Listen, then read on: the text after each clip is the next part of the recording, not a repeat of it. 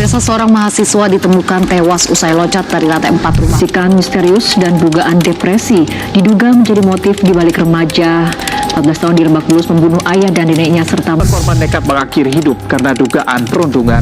Kasus bunuh diri yang melibatkan anggota keluarga mencuat di berbagai daerah dalam beberapa waktu terakhir.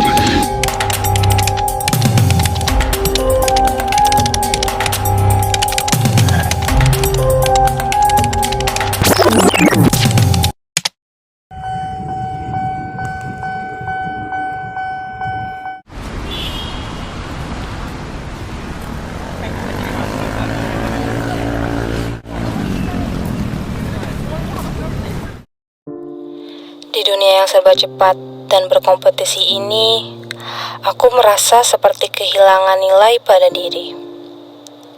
Aku merasa tertinggal dari kebanyakan orang.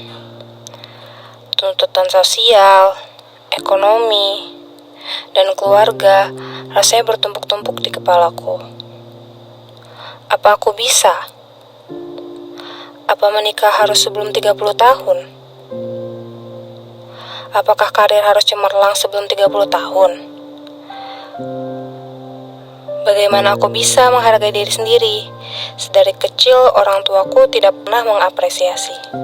Rasanya setiap saat aku ingin menangis dan marah. Tidak bisa tertidur di malam hari. Rasanya terlalu banyak tekanan dan tuntutan. Kenapa ini terasa sangat tidak nyaman? Apa aku harus pergi memeriksakan diri ke psikolog? Orang yang ke psikolog tuh berarti orang yang gangguan jiwa ya? Itu mah kamu yang jarang ibadah. Gak usah jauh-jauh ke psikolog. Mental kamu lemah. Sampai ke psikolog segala. Baik, kalau kita ngomongin mental itu kan artinya jiwanya manusia. Nah, jiwanya manusia itu, kalau yang sehat itu yang seperti apa? Nah, jiwa manusia itu di dalam kita itu kan kita merasakan kondisi-kondisi seperti emosional, psikologis, dan terkait itu juga adalah kondisi sosial. Artinya, kalau kita ngomongin kesehatan mental, artinya emosi kita tenang gitu kan ya, emosi kita tuh stabil, terus kemudian yang kedua psikologis kita tuh harapan-harapan, kebutuhan-kebutuhan kita terpenuhi, dan yang ketiga sosial kita punya hubungan yang baik, positif dengan orang-orang sekitar, seperti itu sih. Jadi kalau menurut saya mental yang sehat itu adalah ditandai dengan ketentraman hati itu yang utama, karena dari situ nanti kamu bisa melakukan apapun gitu kan ya.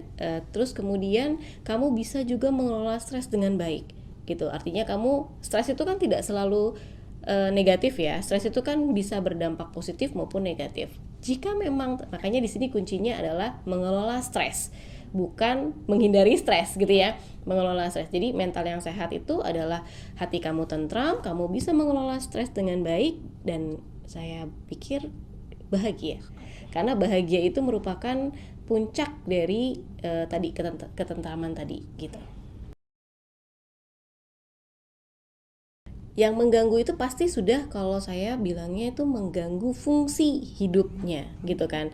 Manusia itu kan punya fungsi hidup ya, baik itu merawat diri sendiri, harus bisa bersosialisasi, punya tugas-tugas kayak misalnya tugas sekolah, tugas kerja. Artinya kan dia harus menjalankan fungsi hidupnya sehari-hari.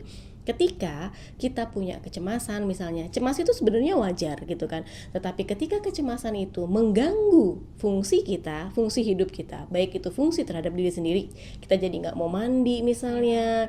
Kan orang-orang depresi tuh begitu tuh ya, dia nggak mau melakukan apapun, nggak mau makan gitu kan. Orang anoreksia, bulimia nervosa gitu kan ya, makan atau malah menghindari makan tapi dimuntahkan lagi terus. Nah, seperti itu kan artinya sudah mengganggu fungsi diri sendiri. Bisa juga mengganggu hubungannya dengan orang lain. Dia jadi takut bertemu dengan orang lain, padahal kan ketemu sama manusia yang lain itu kan suatu kebutuhan dasar ya, kebutuhan sosial. Atau mengganggu fungsi hidup yang lain, kayak tadi sekolah, dia jadi nggak bisa sekolah, dia nggak bisa kerja. Jadi jika kita sudah mengalami hal-hal tersebut, ada indikasi-indikasi fungsi hidup kita jadi terganggu, maka sebaiknya harus segera cari bantuan. sesegera mungkin. Jadi begitu kalian merasa tidak nyaman dan menurut kalian tidak bisa menghandle itu sendiri, segeralah gitu. Kenapa? Jangan dibiarkan berlarut-larut, karena semakin berlarut pasti akan semakin sulit untuk dikembalikan ke posisi awalnya gitu kan ya. Sama seperti penyakit fisik sebenarnya. Kalau kalian cuma flu doang gitu kan, terus kalian nggak obatin sampai lama kelamaan flunya jadi beberapa bulan sampai akhirnya ke sinus. Kalau sinus kan sudah harus dioperasi gitu kan ya. Padahal kalau awalnya mungkin flu doang langsung diobatin gitu kan ya, itu akan lebih ringan. Jadi kapan perlu ketemu sama orang-orang yang bisa membantu? Sesegera mungkin. Seperti itu. Baik, karena mereka yang tahu bagaimana caranya untuk kita bisa pulih ke awal, mereka yang tahu cara bagaimana membantu kita gitu. Karena kadang-kadang permasalahan-permasalahan yang kita alami itu disebabkan karena ketidaktahuan gitu. Sebenarnya bukan tidak bisa, tetapi tidak tahu. Andaikan dia tahu gitu kan ya, dia bisa mengatasinya. Seperti misalnya pernah loh kita kan ngerasa kayaknya nggak baik-baik aja bad mood tanpa alasan, terus kemudian jadinya marah-marah gitu kan ya, kita stres, kita marah-marah gitu kan ya, jadi hubungan sosial kita sama keluarga jadi jadi nggak baik gitu kan ya, padahal disebabkannya karena stres di tempat kerja gitu. Kalau kita tahu, oh saya sedang stres nih, oke, stres saya itu bisa berdampak kemana-mana, oke, berarti saya perlu mengendalikan stres gitu. Tapi kalau tidak tahu, yang dilakukan adalah dia cuma perlu melampiaskan emosi tanpa di tempat yang tidak tepat gitu kan ya, sehingga membuat permasalahan baru kan gitu. Jadi kenapa harus segera ke profesional gitu ya, karena mereka tahu step-stepnya yang tepat gitu kan. Kalau tidak ke profesional, maka khawatirnya step yang dijalankan salah, atau yang paling gawat lagi adalah yang self diagnose gitu kan ya. Itu berbahaya. Kenapa? Karena bisa jadi itu jalan yang kita ambil untuk memperbaiki diri itu nggak tepat gitu loh, karena kita nggak bisa menemukan akar permasalahan. Nah, profesional inilah yang membantu kita menemukan akar masalah, sehingga membantu kita melakukan tindakan-tindakan yang tepat untuk mengatasi permasalahan tersebut, seperti itu. Oke, yang pasti pertama jaga diri gitu kan ya, maksudnya harus sehat fisik dulu, karena fisik itu mempengaruhi psikis, psikis mempengaruhi fisik gitu kan ya.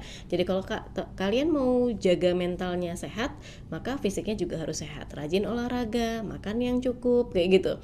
Terus kemudian yang kedua, kelola stres, karena stres itu pasti ada gitu kan, stres itu pasti ada, tetapi bisa kok dikelola gitu kan ya. Yang ketiga, jangan lupa cari dukungan sosial, punya banyak teman lah gitu kan ya, karena kadang-kadang masalah kita tuh kadang-kadang kita cuma pengen cerita aja, kita keluarin aja selesai kok gitu kan, nggak perlu solusi dari orang lain gitu. Artinya kan sebenarnya kita cuma pengen meluapkan kekhawatiran, kecemasan dan lain sebagainya, tapi ketika itu tidak terlaksanakan gitu kan ya, maka kecemasan itu tetap akan ada di kepala, muter-muter di kepala terus menerus, jadi menghantui kita gitu loh. Jadinya makin kecemasannya makin besar seperti itu. Jadi tadi jaga kesehatan, terus yang kemudian kelola stres dan cari dukungan sosial gitu loh. Jadi berhubungan baiklah dengan banyak orang, dan yang keempat, jangan ragu untuk seeking help, mencari bantuan gitu ya, terutama bantuan profesional. Karena apapun masalahnya, jangan pernah merasa bahwa masalah kita tuh lebih kecil dibanding masalah orang lain, sehingga akhirnya kita kayaknya saya nggak berani konsultasi, kayaknya masalah saya kan kecil banget gitu kan. Enggak, jangan. Seketika itu sudah bermasalah, menurut kalian itu bermasalah, maka itu layak untuk dikonsultasikan. Apapun itu boleh, jadi jangan khawatir, seperti itulah. Oke, sekarang biro-biro psikologi sudah banyak gitu kan. Jadi kalau kita ngomongin bantuan profesional, kalau terkait kesehatan mental ada dua kan ya. Yang pertama psikolog, yang kedua psikiater gitu. Jika memang masih bisa dikendalikan gitu ya, artinya tidak sampai berpengaruh kepada fisik gitu kan ya. Kalau sudah menyenggol ranah fisik, kita ke psikiater gitu. Jadi kerjanya psikolog dan psikiater itu berbanding terbalik. Berbanding terbalik itu maksudnya gimana? Ketika memang klien itu sangat membutuhkan bantuan dan dalam kondisi tidak stabil, maka tidak bisa diajak ngobrol oleh psikolog. Harus ke psikiater dulu. Harus distabilkan dulu kondisinya, gitu kan ya. Baru kemudian psikolog masuk, seperti itu. Nah, makanya tadi pertanyaan kapan kita konsultasi sama ahlinya, ya secepatnya. Nah, kalau masih belum belum berdampak pada tubuh gitu kan ya, dan gejala-gejalanya juga belum berat, segera ke psikolog supaya bisa segera ditangani. Karena kalau semakin berat Anda harus ke psikiater. Nah, kalau ketika ke psikiater, Anda harus minum obat untuk stabilin dulu. Dan khawatirnya kalau ke psikiater tanpa ke psikolog, Anda nanti jadi tergantung sama obat. Walaupun memang ada beberapa gangguan yang memang nggak bisa putus obat gitu. Tetapi kan kita kalau untuk awal-awal gitu kan ya, memang kalau teman-teman mengalami permasalahan, segera saja silakan. Kami para psikolog pasti akan membantu teman-teman seperti itu. Katanya orang yang ke psikolog itu orang yang mentalnya lemah. Katanya orang yang ke psikolog itu yang cuma punya gangguan jiwa. Faktanya, kesehatan mental itu sama pentingnya dengan kesehatan fisik. Jika kita mempunyai mental yang sehat, kita bisa berpikir, merasa, dan bereaksi dengan baik dan seperti seharusnya. Namun terkadang hidup membawa tantangan yang kita kesulitan menghadapinya. Seperti kejadian traumatis di masa lalu yang tanpa kita sadari membawa pengaruh terhadap hidup kita. Ada yang mudah menghadapinya dan ada juga yang sulit menghadapinya dan memilih untuk menyimpan serta memendam emosi yang mereka rasakan.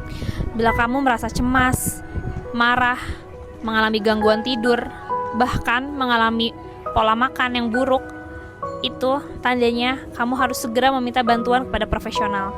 Jangan pernah takut untuk meminta bantuan kepada profesional seperti psikolog atau psikiater. Karena kalau bukan kita yang peduli terhadap kesehatan mental, siapa lagi?